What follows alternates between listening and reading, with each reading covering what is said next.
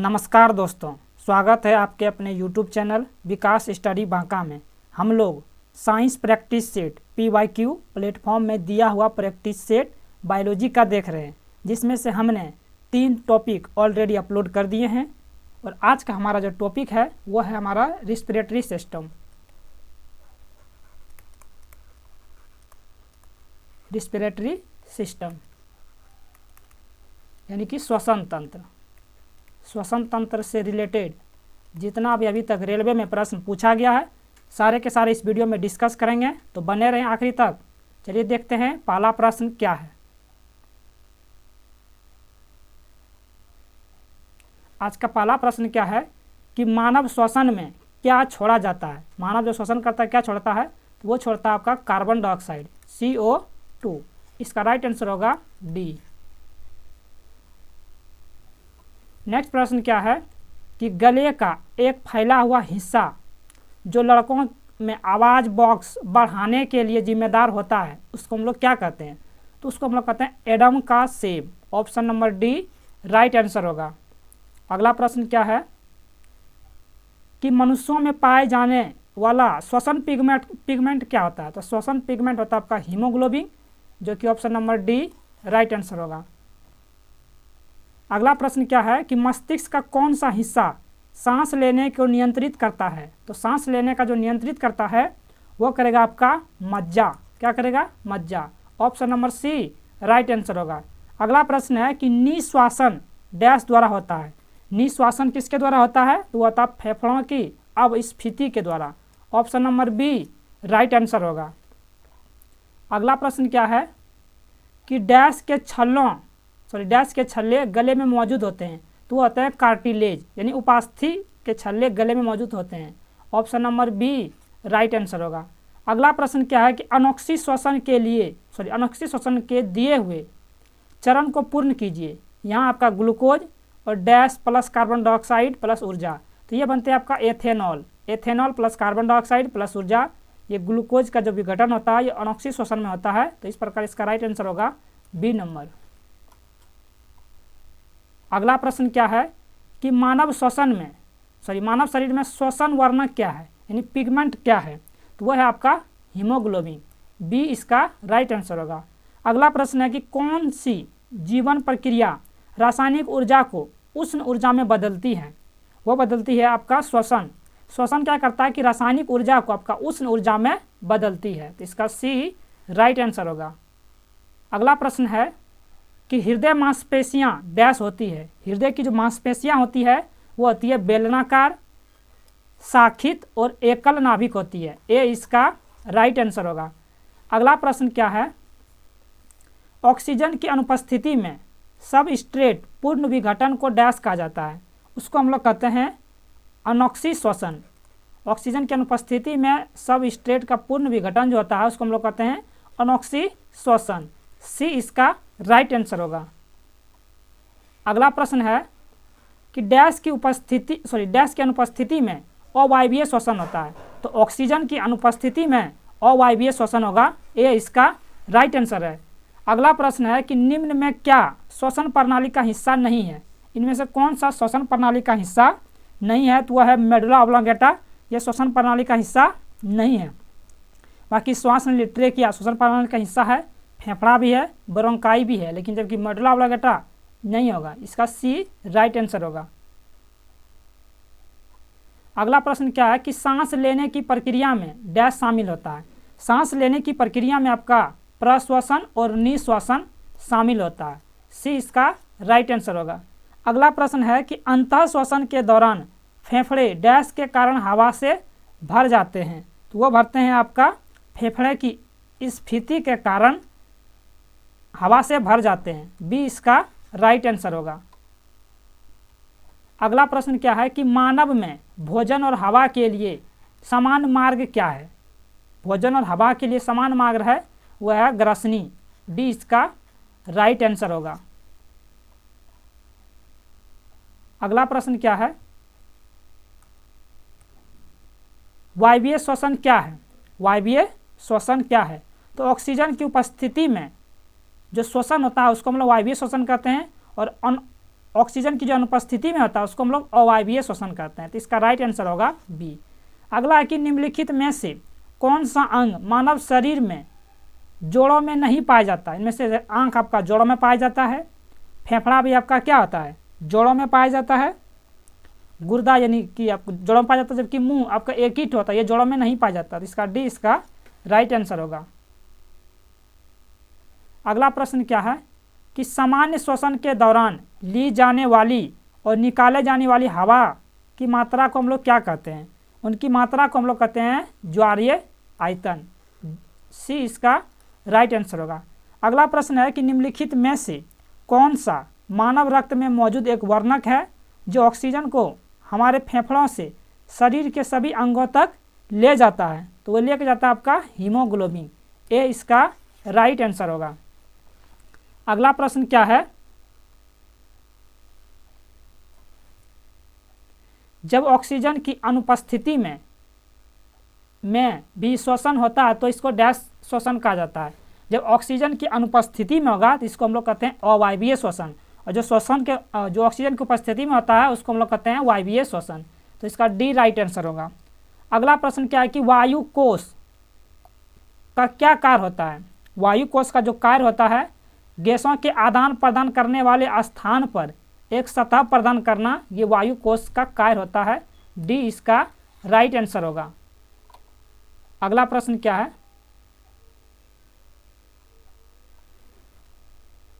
कि विसरण एक प्रक्रिया है जिसके द्वारा डैश होता है, जिसके द्वारा क्या होता है, तो वो होगा आपका ऑक्सीजन पूरी तरह प्लाज्मा झिल्ली में जा सकती है। सी इसका राइट आंसर होगा। अगला कि कीड़े सांस लेते हैं, कीड़े किसके द्वारा सांस लेते हैं, तो वो लेते हैं आपके ट्रेकिया के द्वारा कीड़े सांस लेते हैं। डी इसका राइट आंसर होगा। अगला प्रश्न क्या है कि ट्रेकिया मानव शरीर के किस तंत्र का भाग है। ट्रेकिया मानव शरीर के आपका श्वसन तंत्र का भाग है। ए इसका राइट आंसर होगा। तिलचट्टों में श्वसन डैश के माध्यम से होता है। तिलचट्टों में जो श्वसन होता है वो होता है श्वास रंध्रों के द्वारा। सी इसका राइट आंसर होगा। अगला प्रश्न क्या है कि दमा मानव शरीर के डैश का एक विकार है। दमा आपका क्या है श्वसन तंत्र का एक विकार है। बी इसका राइट आंसर होगा। अगला प्रश्न है कि श्वसन नली इनमें से किस मानव तंत्र का एक भाग है। श्वसन नली वह आपका श्वसन तंत्र से। सी आपका राइट आंसर होगा। और देख सकते हैं ये आपका NTPC 2021 में जो हुआ था स्टेज फर्स्ट उसमें पूछा गया प्रश्न है। अगला प्रश्न क्या है कि वायु की वह अधिकतम मात्रा जो अधिकतम अंतः श्वसन प्रभाव बाद निष्कासित की जाती है डैश कहलाती है। उसको हम लोग क्या कहते हैं, तो फेफड़े का आयतन कहते हैं। डी इसका राइट आंसर होगा। अगला प्रश्न क्या है कि मानव शरीर में सबसे प्रचुर मात्रा में मौजूद तत्व कौन सा होता है। सबसे प्रचुर मात्रा में जो मौजूद तत्व होता है वो होता है आपका ए ऑक्सीजन होता है। ए इसका राइट आंसर होगा। अगला कि इनमें से कौन सा उपकरण रोगियों की हृदय गति को नियंत्रित करता है। वो करता है आपका पेस मेकर। हृदय गति को नियंत्रित करता है पेस मेकर। डी इसका राइट आंसर होगा। अगला प्रश्न क्या है कि मनुष्यों की समान स्पंदन दर यानी पल्स रेट क्या होता है। मनुष्यों का जो पल्स रेट होता है वो होता है 70 से 80 बीट प्रति मिनट। डी इसका राइट आंसर होगा। अगला है कि फेफड़ों में श्वसन गैसों का आदान प्रदान डैश में होता है। वो कहाँ पे होता है गैसों का आदान प्रदान, वो होता है एल्वियोली यानी कुपिका में होता है। ए इसका राइट आंसर होगा। अगला प्रश्न क्या है कि मछली के लीवर ऑयल में डैश प्रचुर मात्रा में पाया जाता है। कौन सा विटामिन प्रचुर मात्रा में पाया जाता है, वो विटामिन डी और विटामिन ए मछली के लीवर ऑयल में प्रचुर मात्रा में पाया जाता है। तो इसका राइट आंसर होगा ऑप्शन नंबर ए इसका राइट आंसर होगा। अगला प्रश्न क्या है श्वसन नली की आंतरिक परत में कौन सा ऊतक पाया जाता है। श्वसन नली की आंतरिक परत में जो है सिलिएटेड कॉलमानर एपिथेलियम ऊतक पाया जाता है। बी इसका राइट आंसर होगा। अगला प्रश्न है कि डैश प्रक्रिया रासायनिक ऊर्जा को तापीय ऊर्जा में परिवर्तित करता है। कौन जो है कि रासायनिक ऊर्जा को तापीय ऊर्जा में जो परिवर्तित करती है वो करती है आपका श्वसन। बी ऑप्शन आपका राइट है। अगला प्रश्न क्या है कि फेफड़ों में निम्न की गति के कारण पहुंचती है। फेफड़ों में निम्न की गति के कारण पहुंचती है। क्या पहुंचती है निम्न की गति के कारण? वो होगा ऑप्शन डी, पसलियों की मांसपेशियां और डायफ्राम। फेफड़ों में निम्न की गति के कारण पहुंचती है तो मांसपेशियों, पसलियों की मांसपेशियां और डायफ्राम। डी इसका राइट आंसर होगा। अगला प्रश्न है कि कार्बन मोनोऑक्साइड उच्च सांद्रता से निरंतर संपर्क में आने के कारण यह हो सकता है। कारण क्या हो सकता है? तो वो होगा आपका कोमा तत्पश्चात मृत्यु। यानी कार्बन मोनोऑक्साइड उच्च सांद्रता के निरंतर संपर्क में आने के यह कारण आपका कोमा तत्पश्चात मृत्यु हो सकता है। इसलिए कार्बन मोनोऑक्साइड बहुत ही खतरनाक गैस है। इसका जो फार्मूला आता है CO होता है। कार्बन मोनोऑक्साइड का क्या होता है? CO, carbon monoxide. अगला प्रश्न है कि कार्बन मोनोऑक्साइड से क्या होता है। वही क्वेश्चन यहाँ पूछा गया है कि कार्बन मोनोऑक्साइड से क्या होता है। तो वो होगा आपका सिर दर्द, उल्टी आना, आवाज़ स्पष्ट ना निकलना, आक्षेप, कोमा और मृत्यु भी हो सकता है। इसलिए बहुत खतरनाक है। सी इसका राइट आंसर होगा। अगला प्रश्न क्या है कि मानव जाति में गैसों का आदान प्रदान होता है फेफड़ों और रक्त के बीच कहाँ होता है? वो होता है एल्वियोली यानी कुपिका में होता है। सी इसका राइट आंसर होगा। अगला प्रश्न क्या है कि निम्न में से किसकी श्वसन दर सबसे तीव्र यानी तेज होती है? मनुष्य की, मछली की, हाथी की या कबूतर की? किसकी श्वसन दर सबसे अधिक होती है? तो वो होती है आपकी मछली की। बी इसका राइट आंसर होगा। अगला प्रश्न है कि श्वसन की प्रक्रिया के दौरान ग्लूकोज के एक अणु के साथ ऑक्सीजन के कितने अणु जुड़ते हैं? ग्लूकोज जो जुड़ते हैं तो वो जुड़ते हैं आपके 4 अणु। यानी एक आपका हीमोग्लोबिन है तो इसके साथ 4 ऑक्सीजन के अणु जुड़ेंगे। ऑक्सीजन यहाँ भी और यहाँ भी ऑक्सीजन जुड़ेंगे और यहाँ भी ऑक्सीजन जुड़ेंगे। एक हीमोग्लोबिन के साथ 4 ऑक्सीजन के अणु जुड़ते हैं। तो डी इसका राइट आंसर होगा। अगला प्रश्न है कि निम्नलिखित में से कौन से पौधों में श्वसन के अंतिम उत्पाद हैं? पौधों में श्वसन के अंतिम उत्पाद हैं वो हैं आपके कार्बन डाइऑक्साइड, जल और ऊर्जा। तो डी इसका राइट आंसर होगा। देख सकते हैं ये फिगर दिया गया है कि नीचे दिखाए गए मानव श्वसन तंत्र के भागों को विकल्पों में दिया गया है के अनुसार ABC अक्षरों द्वारा नामांकित किया गया है। तो सही विकल्प की पहचान करना है। सही विकल्प की क्या करना है? पहचान करना है। ये देख सकते हैं ये फिगर। अब देखिए यहाँ पर यह दिया है आपका ऑप्शन नंबर ए, यहाँ दिया गया है बी और यहाँ दिया गया सी। बताना है कि इसका राइट आंसर क्या होगा। इसका जो राइट आंसर होगा वो होगा आपका ऑप्शन नंबर ए। ए में जो दिया गया है तो ये होगा आपका ग्रसनी। ये क्या होगा आपका? ग्रसनी।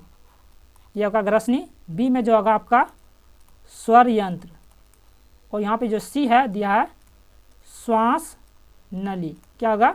श्वास नली। इस प्रकार इसका राइट आंसर होगा ऑप्शन नंबर ए। अगला प्रश्न है कि विरामावस्था में एक वयस्क मनुष्य 1 मिनट में कितनी बार श्वास लेता है? यानी कितनी बार सांस लेता है?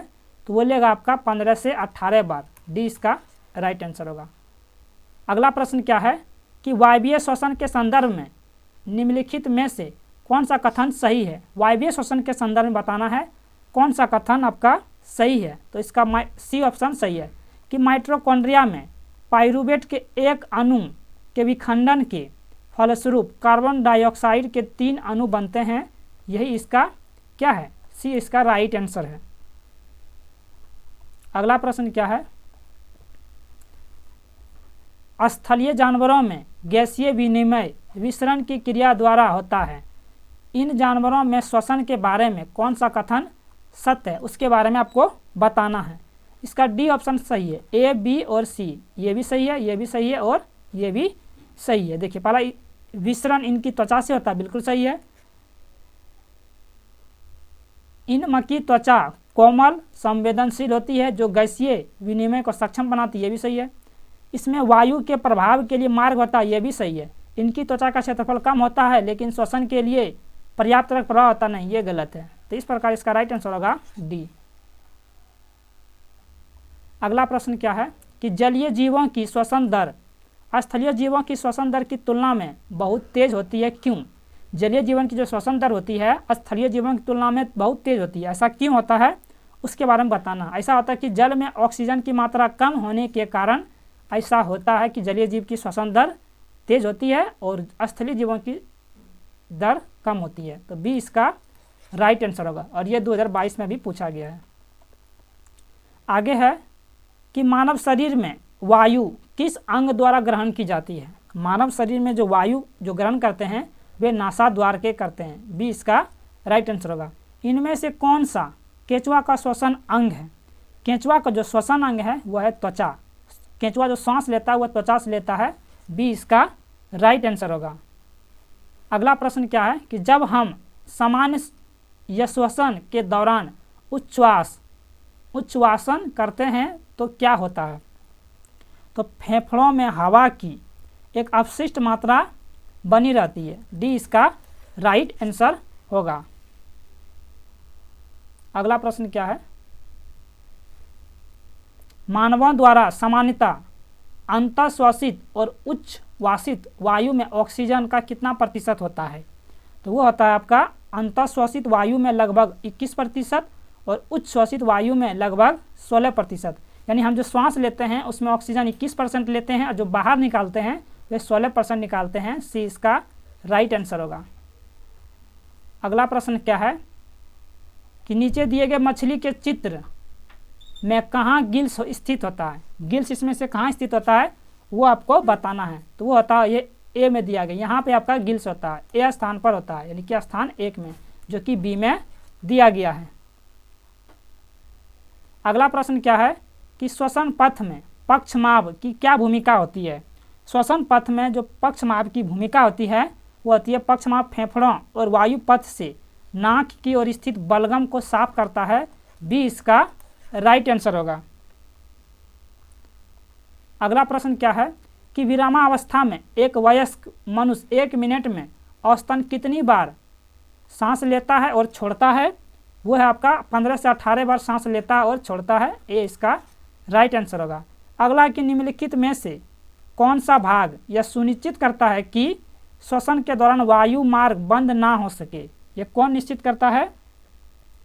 यह करेगा आपका उपास्थि वलय, ऑप्शन नंबर सी इसका राइट आंसर होगा। अगला प्रश्न क्या है कि श्वसन के दौरान निम्न में से कौन से 3 कार्बन वाले अणु बनते हैं? वो बनते हैं आपका लैक्टिक अम्ल और पाइरूवेट अम्ल। श्वसन के दौरान 3 कार्बन अणु वाले बनते हैं, ये इसका राइट आंसर होगा।